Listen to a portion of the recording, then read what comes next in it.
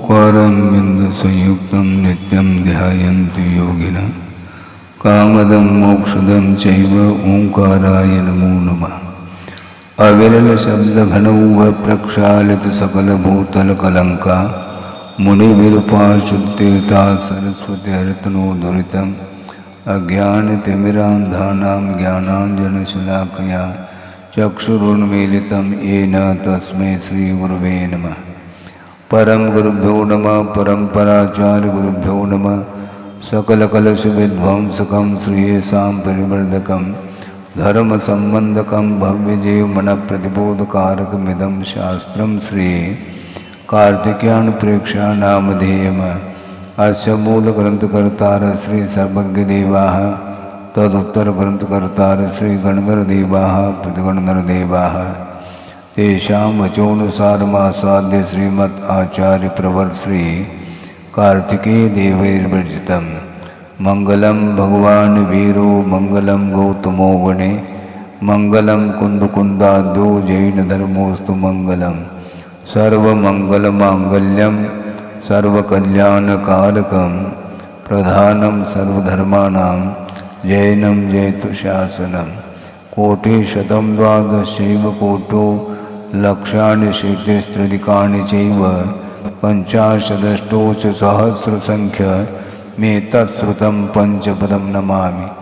अरहंत भासयत्तं गणहरदेवेः गन्तियं सम्मं प्रणमामि भक्तयुक्तो सुगुणान्महो वहिं शिरसा इच्छामि बन्ते सुभक्ति कामसुखो को दस्सालोचे अंग वंग पयने पाउणे परियम सुत्त पड़मान वोग पूगई चूलिया केव सुत्तय थुदम कायम सैनिच कल मंचे में पूजे में वंदामी नमोम सामि दुख कहो कम कहो बोइलाओ सुगई गमनम समाय मरणम जुनगुण संपत्ति होद मध्यम।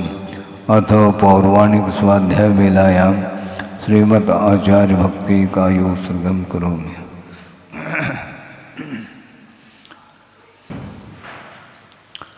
श्रुतजलधिपारगेभ्य स्वपरमत विभावना पटुमतिभ्य सुचरितपूर्णदेभ्यो नमो गुरुभ्यो गुणगुरुभ्य।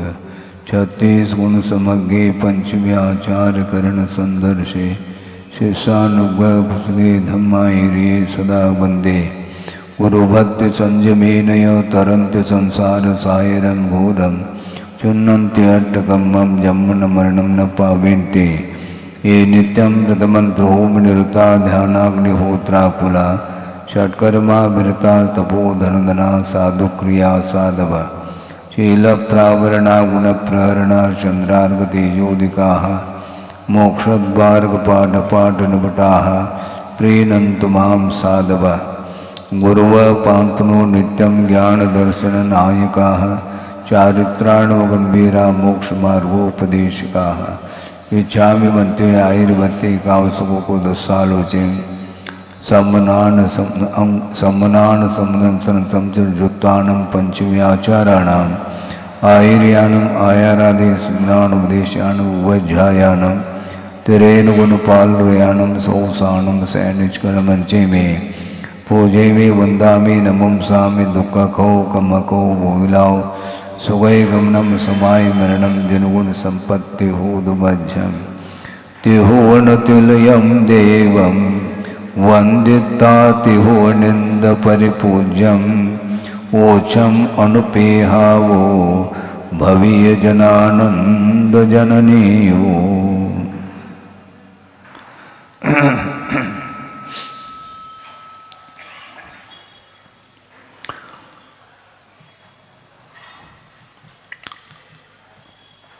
अनित्य अनुप्रेक्षा के विषय में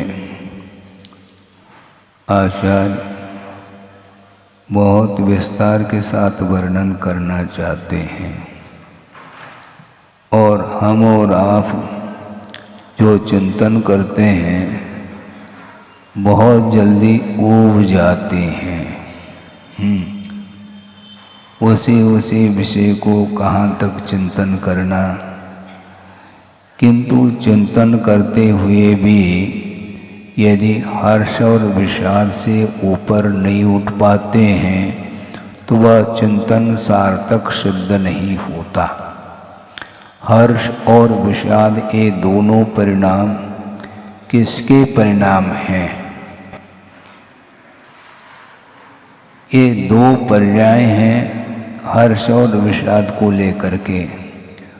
5 इंद्रियों के विषय होते हैं और उसमें कुछ हर्ष के लिए कारण होते हैं, कुछ विषाद के लिए कारण होते हैं, किंतु उन पदार्थों का आलंबन लेने से हर्ष और विषाद हो ये अनिवार्य नहीं है। वस्तु के निमित्त से हर्ष विषाद होना अलग वस्तु, किंतु वस्तु के निमित्त से हर्ष विषाद हो ये अनिवार्य नियामक नहीं है।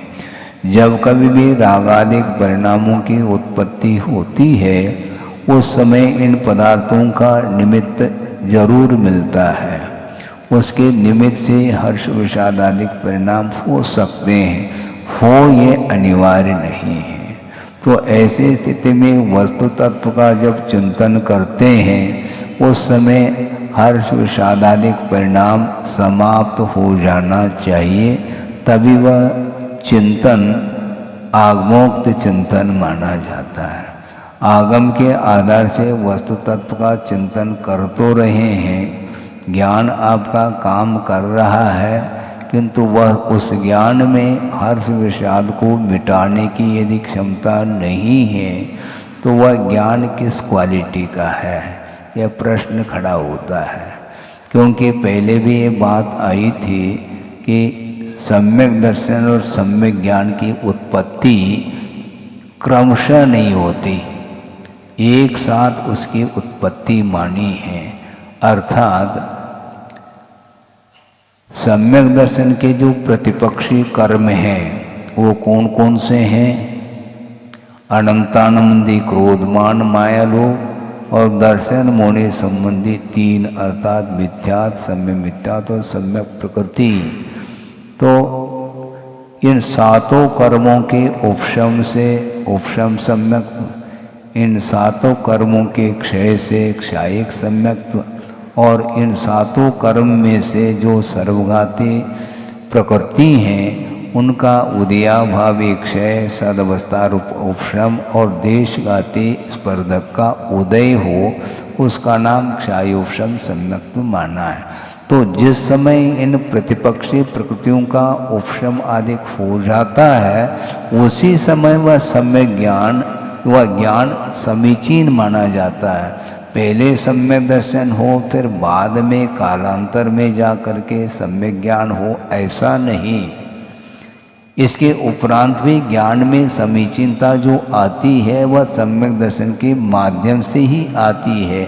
दोनों की उत्पत्ति एक साथ होते हुए भी कारण कार्य की व्यवस्था को आचार्यों ने स्वीकार किया है। इसका अर्थ ये नहीं लेना कि कारण पूर्व क्षणवर्ती होता है, उत्तर क्षणवर्ती कार्य होता है, एक सामान्य कथन है, किंतु इस प्रकार के भी विषय आते हैं जो एक साथ उत्पन्न हो जाते हैं। उन्होंने उदाहरण दिया है पूज्यपाद स्वामी ने कि आसमान में बादल छाए हैं और उन मेघों का हट जाना, जिस समय मेघ हट जाते हैं तो सूर्य का प्रकाश और प्रताप दोनों की एक साथ उत्पत्ति। ऐसा नहीं पहले प्रकाश हो फिर बाद में प्रताप हो, ऐसा नहीं। उसी प्रकार एक क्षोभम होने के तत्काल उसी समय सम्यक दर्शन की उत्पत्ति और सम्यक ज्ञान की उत्पत्ति एक साथ होती है, ऐसा कहा। सवितु मेघ पटल विगमे सति प्रताप प्रकाश प्रताप अभिव्यक्तिवत, ऐसा कहा। प्रकाश और प्रताप इन दोनों में अभिव्यक्ति में समय भेद नहीं है, एक समय में उत्पत्ति होती है। तो ऐसी स्थिति में एक अविरत सम्यक दृष्टि है, जबकि उसके पास सम्यक दर्शन भी है तो सम्यक ज्ञान भी है, वह सम्यक ज्ञान काम क्यों नहीं कर रहा है, यह प्रश्न बार बार उठता है। अब ज्ञान में समीचीनता भी आ गई, फिर भी वह हर्ष विषाद से ऊपर नहीं उठ पा रहा है। इससे स्पष्ट है कि उसका वह ज्ञान काम में नहीं आ रहा है।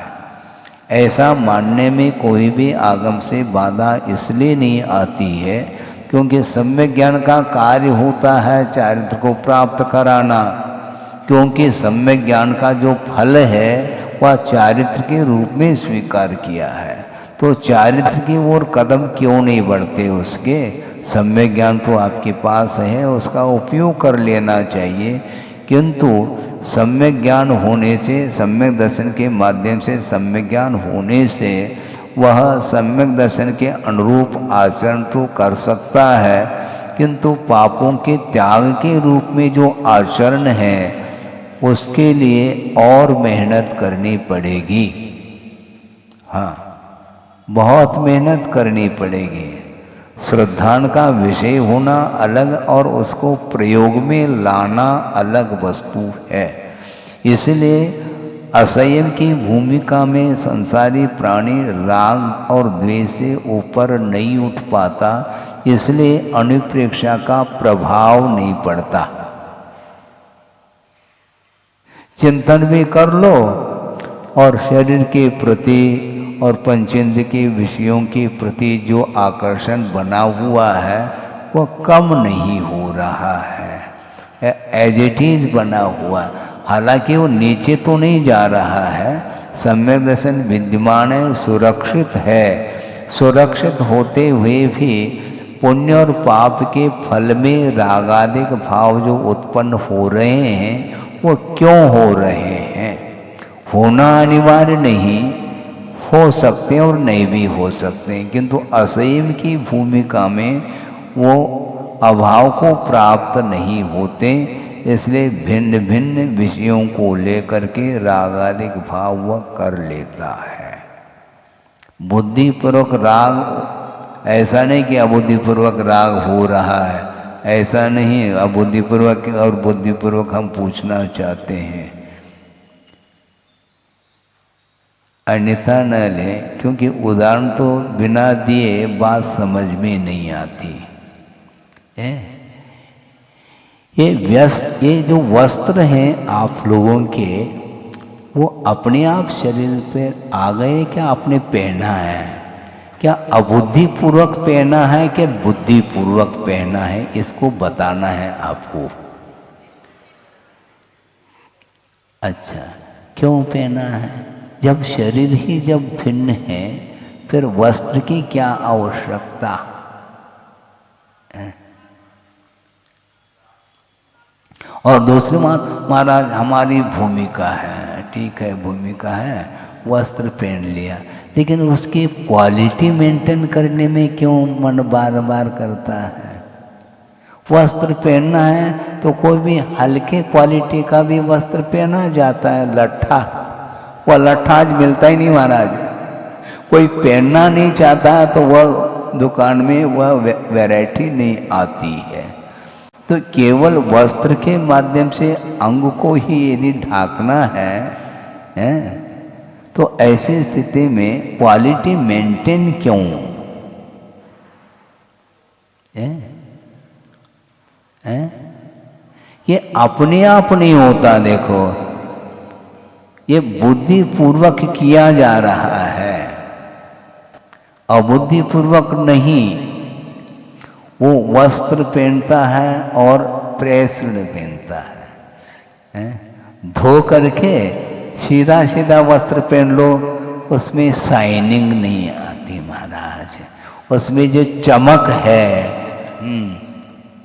वो देखने में नहीं आती। उस चमक से क्या शरीर के साथ संबंध है?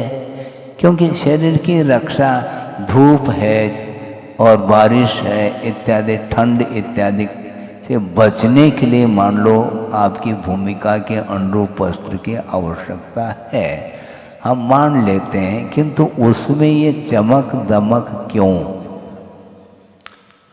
ये भी अबुद्धिपूर्वक हो रहा है क्या? देखो, जहाँ चयन है चुनाव है, निश्चित रूप से राग है।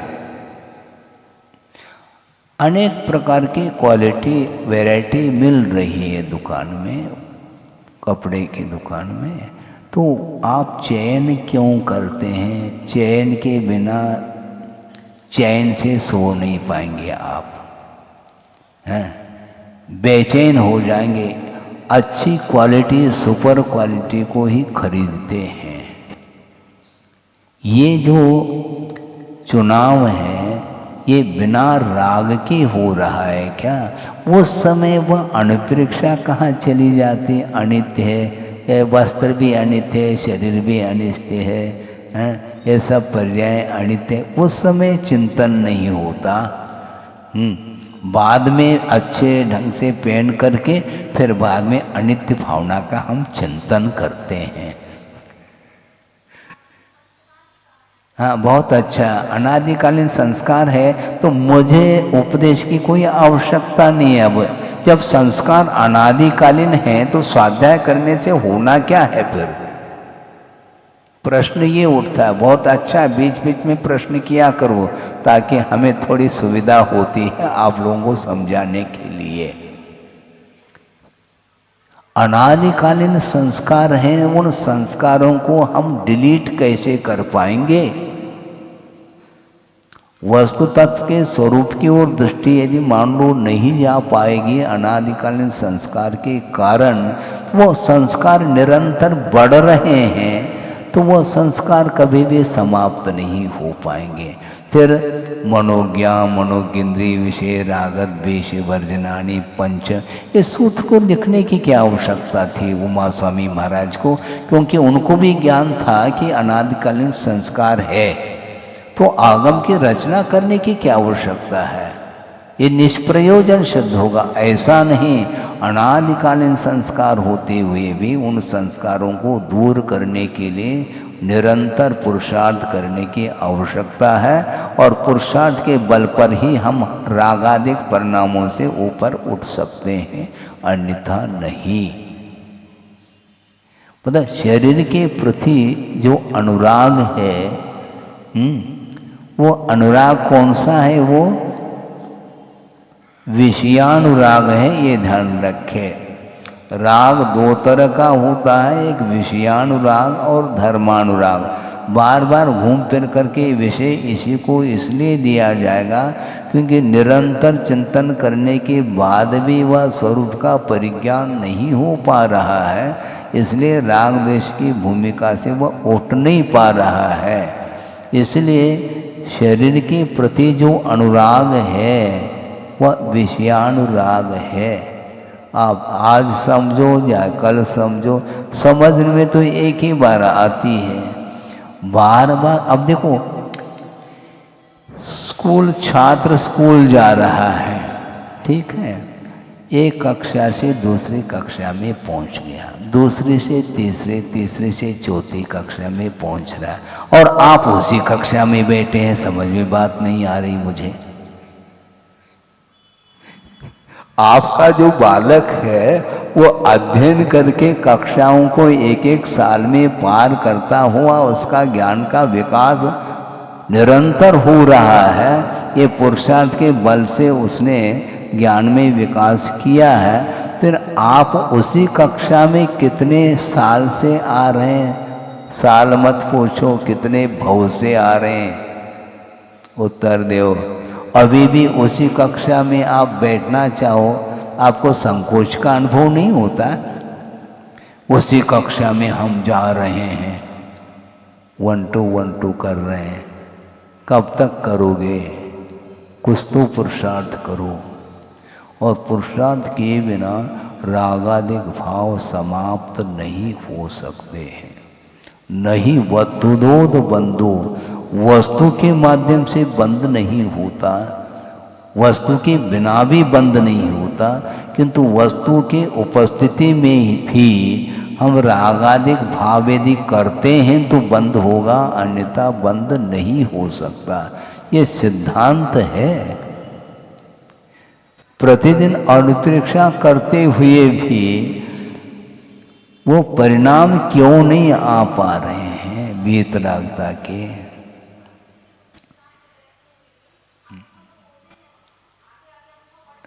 हाँ, अनुभव काय के बढ़ रहे हैं। हाँ, उसी कक्षा में बैठने का अर्थ है विकास नहीं हो रहा है।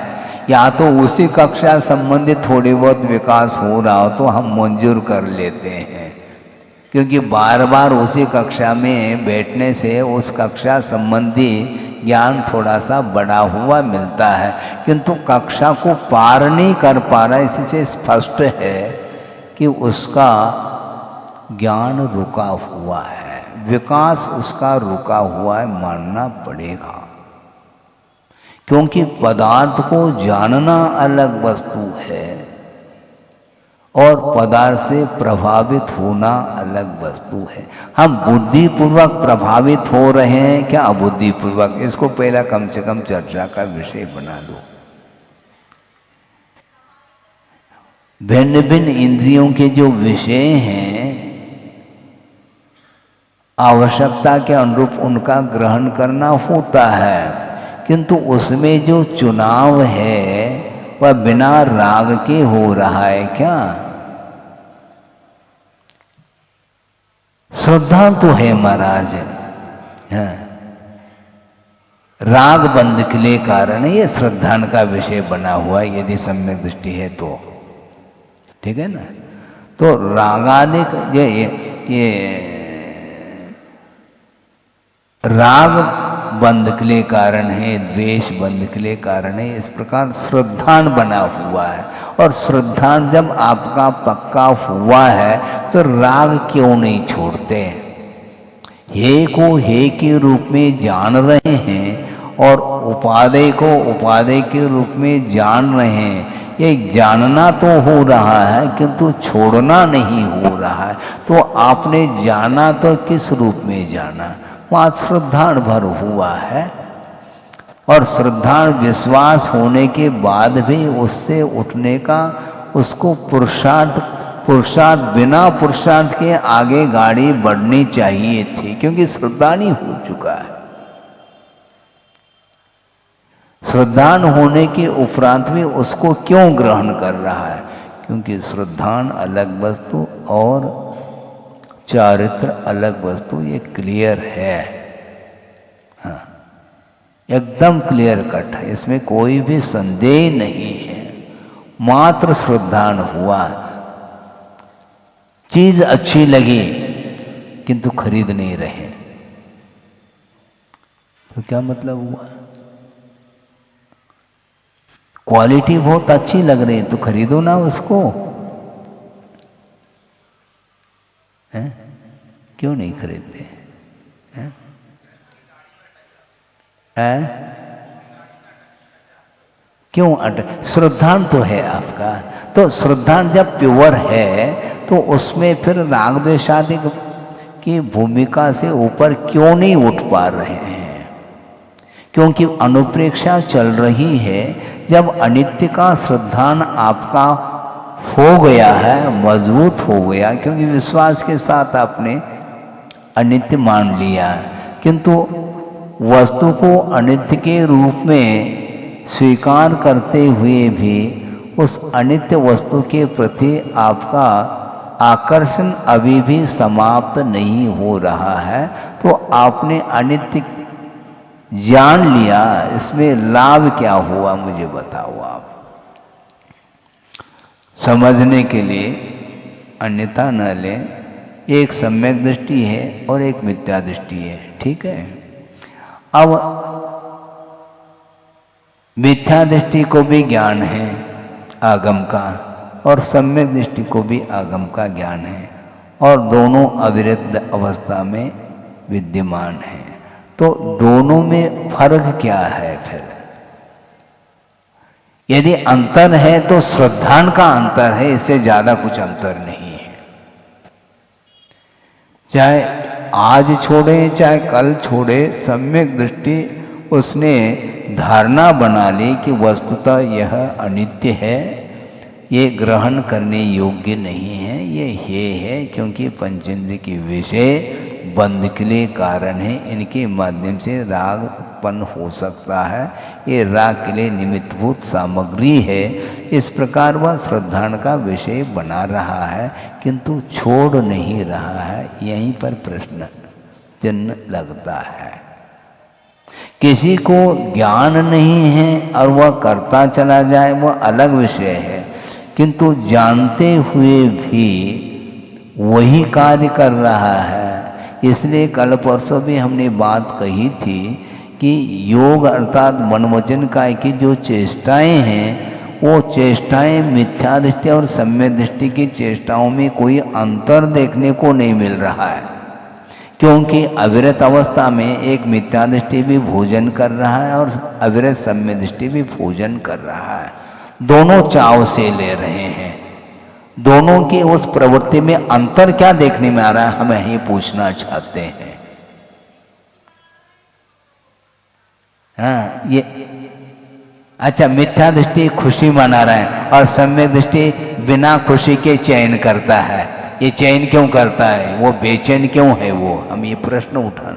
ऐसा इतना खेल थोड़ी है, क्योंकि मिथ्या दृष्टि भी, क्योंकि बहुत सारे पदार्थ रखे हैं, उसमें अच्छी क्वालिटी का जो भोजन है उसी को ग्रहण कर रहा है। सम्यक दृष्टि में और मिथ्या दृष्टि में, दोनों में क्या अंतर है मुझे बताओ। अविरत सम्यक दृष्टि रूखा सूखा खाना चाहिए ना, क्योंकि श्रद्धान आपका हो चुका है कि यह अनित्य है। जब अनित्य है तो फिर क्वालिटी भेद क्यों करना चाह रहे हैं आप? क्या सुपर क्वालिटी का जो पदार्थ है वह नित्य है क्या? वह भी अनित्य है, सब अनित्य है। जब सभी अनित्य है तो इस प्रकार चाव से ग्रहण कर रहा है सम्यक दृष्टि भी और मिथ्या दृष्टि भी। बस इतना अंतर है कि सम्यक दृष्टि का ज्ञान ये काम कर रहा है कि मुझे आज नहीं कल छोड़ना पड़ेगा, क्योंकि ये है। इतना श्रद्धान मात्र है उसको, श्रद्धान से ज्यादा कुछ नहीं।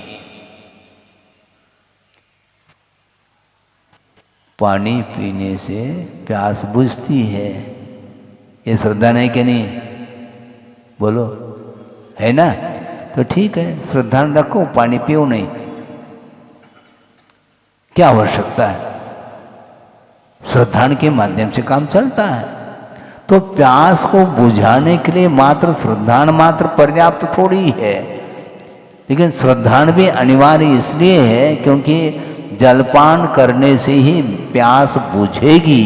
इस प्रकार गाढ़ श्रद्धान होने पर ही वह प्यास को बुझाने के लिए जलपान करता है। इससे स्पष्ट है, जलपान किए बिना प्यास बुझेगी नहीं, भोजन किए बिना भूख मिटेगी नहीं। ये श्रद्धान है तो श्रद्धान के माध्यम से काम चला दो। इसमें तो आप ग्रहण करते हैं और धार्मिक क्षेत्र में ग्रहण की बात नहीं करते, मात्र श्रद्धान से काम चलाएंगे। क्यों? क्योंकि अनादिकालीन ये संस्कार है। अच्छा, अनादिकालीन जब संस्कार है तो श्रद्धान क्यों बना लिया? फिर श्रद्धान बनाने में अनादिकालीन संस्कार नहीं रहे और छोड़ने में अनादिकालीन संस्कार। वाह, ये कौन सी बात हो गई है? क्यों हंस रहे? क्योंकि देखो, न्याय के माध्यम से हम विषय रखते हैं। श्रद्धान में अनादिकालीन संस्कार नहीं और वह श्रद्धान हो गया। जब अनंतानुबंधी का क्षोभम हो गया, इतना पुरुषार्थ आपने कर लिया और उसमें अनादिकालीन संस्कार काम नहीं कर रहे हैं, और उसके बाद इस छोड़ो कहने में नहीं, ये अनादिकालीन संस्कार है। क्या कहना चाहो बोलो? ये सब मनचलापन है। हाँ, बोलो, क्या बोलना? तो अनंतानुबंधी के उदय के कारण वो विपरीत जा रहा है, तो उसको वो पुरुषार्थ के द्वारा सम्यक को उपलब्ध किया कि बिना पुरुषार्थ के? तो पुरुषार्थ जब अनंतानुबंधी के कषाय के अभाव के लिए पुरुषार्थ उन्होंने किया, तो अप्रत्याख्यानावरणी कषाय के अभाव के लिए पुरुषार्थ नहीं हो सकता है क्या? प्रत्याख्यानावरणी कषाय के अभाव के लिए पुरुषार्थ नहीं हो सकता है क्या? यथा योग्य क्यों नहीं हो सकता? पुरुषार्थ करना नहीं चाहो और बस ये कर्म के उदय में, तो कर्म का उदय अनंतानुबंधी का भी था, उसका पुरुषार्थ क्यों किया आपने? उसमें अनादिकालीन संस्कार काम नहीं कर रहे हैं क्या?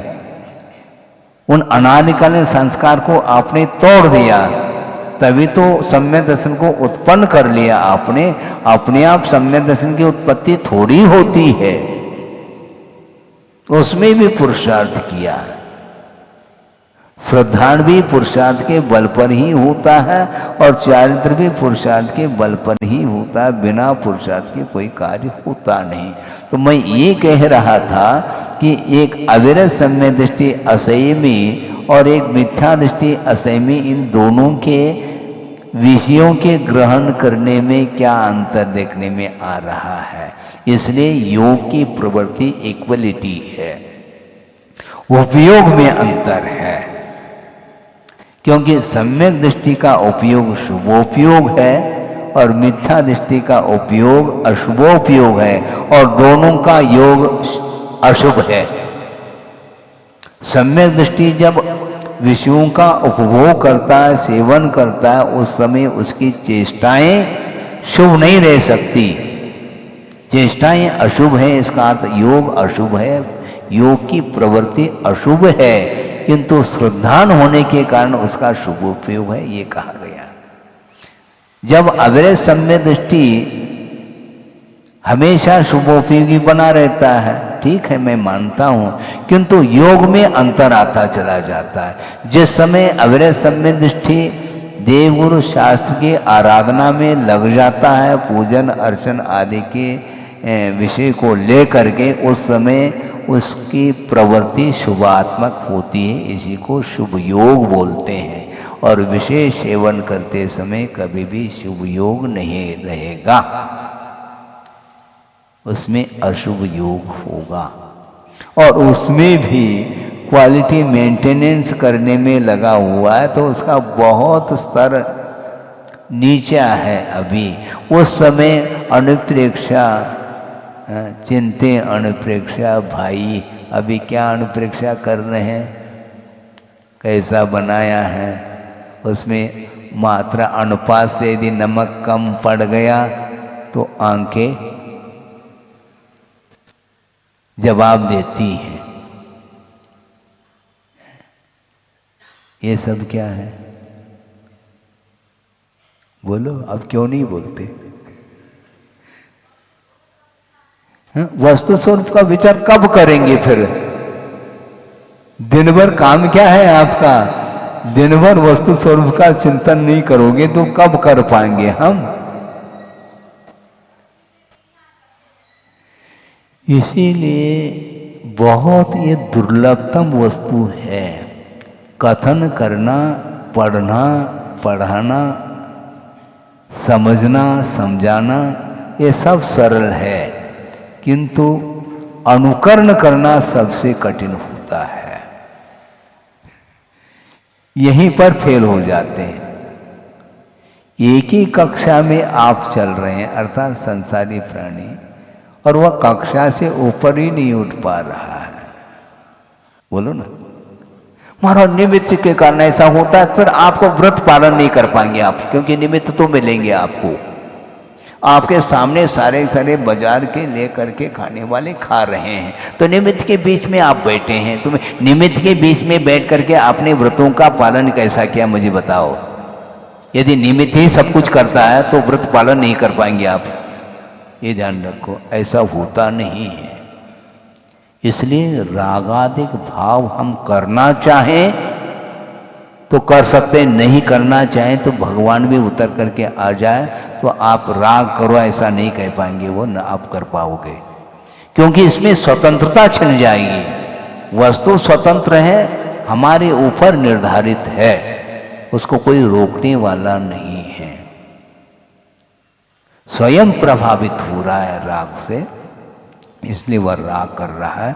इसलिए रागादिक भाव करते समय ये अनुप्रेक्षा काम में नहीं आ रही। यह हमारा मेन पॉइंट है, ये कहना चाह रहा हूँ, क्योंकि निरंतर आप सुनते भी चले जा रहे हैं, पढ़ते भी चले जा रहे हैं, चिंतन भी आपका चल रहा है, इसके बाद भी वह राग की भूमिका से ऊपर उठने के लिए पसीना क्यों आ रहा है?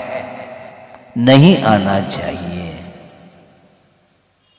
इसलिए कभी भी आप आज छोड़ो या कल छोड़ो या साल भर बाद छोड़ो या 10 साल बाद छोड़ो या 10 भव बाद छोड़ो, छोड़ना आपको पड़ेगा, पक्की बात है। इसके बिना कोई भी रास्ता नहीं है। ये श्रद्धान आपने बना लिया, बहुत अच्छा काम किया, किंतु चारित्र के क्षेत्र में अभी से आप प्रयास करिएगा। परसेंटेज के रूप में आप राग को कम करते चले जाएंगे तो निश्चित रूप से वो वीतरागता के संस्कार बढ़ते चले जाएंगे।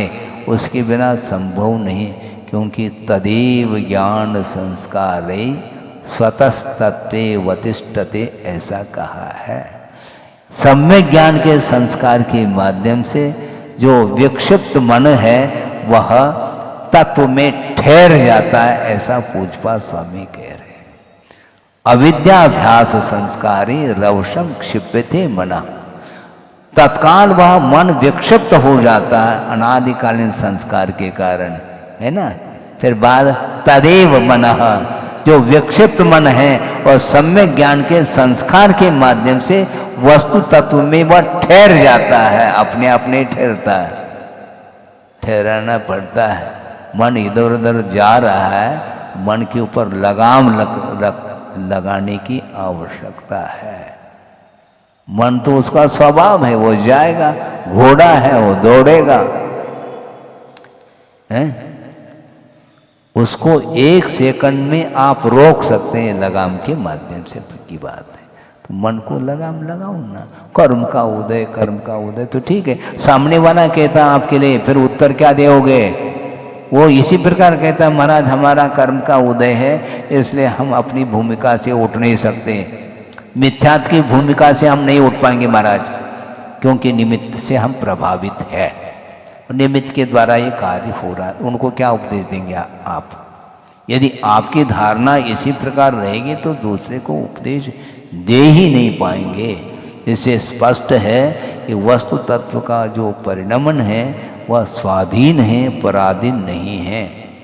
एकांत से पराधीन मानोगे तो कभी भी सम्यक की उत्पत्ति नहीं हो पाएगी।